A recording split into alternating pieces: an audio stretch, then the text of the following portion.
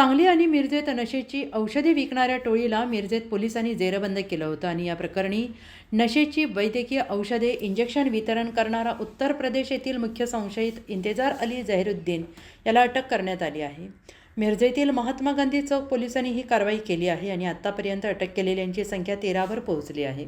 आरोपी रोहित अशोक कागवाडे, ओंकार रवींद्र मुळे, अशफाक बशीर पटवेगार, वैभव उर्फ प्रशांत शिवाजी पाटोळे, ऋतुराज आबासाहेब भोसले, अमोल सर्जेराव मगर, साईनाथ सचिन वाघमारे, अविनाश पोपट काळे, देविदास शिवाजी घोडके, आकाश अंकुश भोसले, हनुमंत पांडुरंग शिंदे, ललित सुभाष पाटील, इंतेजार अली झहिरुद्दीन अशी आत्तापर्यंत अटक केलेल्यांची नावे आहेत। आरोपींकडून 1.25 लाख किमतीचे मेफेनेटमाइन इंजेक्शनच्या बॉटल आणि इतर गोळ्या आणि 8.5 लाख रुपये किमतीची वाहने असा 14.5 लाख रुपये किमतीचा मुद्देमाल जप्त करण्यात आलेला होता आणि त्याच्यावर महात्मा गांधी चौक पोलीस ठाण्यात गुन्हा दाखल आहे। या प्रकरणी उत्तर प्रदेश येथून वितरण करणारा मुख्य संशयित इंतेजार अली झहिरुद्दीन याला अटक करण्यात आली आहे। सांगलीचे पोलीस अधीक्षक संदीप घुगे, अप्पर पोलीस अधीक्षक रितू खोकर, पोलीस उपअधीक्षक प्रणील गिल्डा, महात्मा गांधी चौक पोलीस ठाण्याचे प्रभारी सहाय्यक पोलीस निरीक्षक संदीप शिंदे यांच्या मार्गदर्शनाखाली सदर कारवाई करण्यात आली।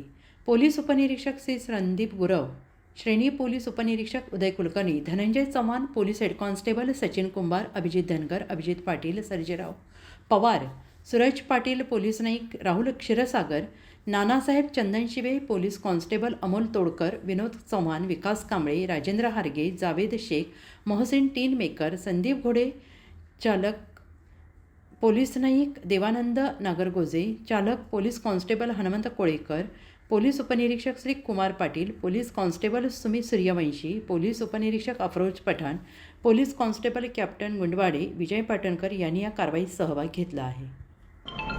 आतापर्यंत आपण यामध्ये 3 आरोपी निष्पन्न केलेले आहेत। त्या आरोपींकडे आणखी सखोल तपास होणे आपण कोर्टासमोर त्यांची आम्ही कोठडी पण मागतोय, जेणेकरून त्या आरोपींच्या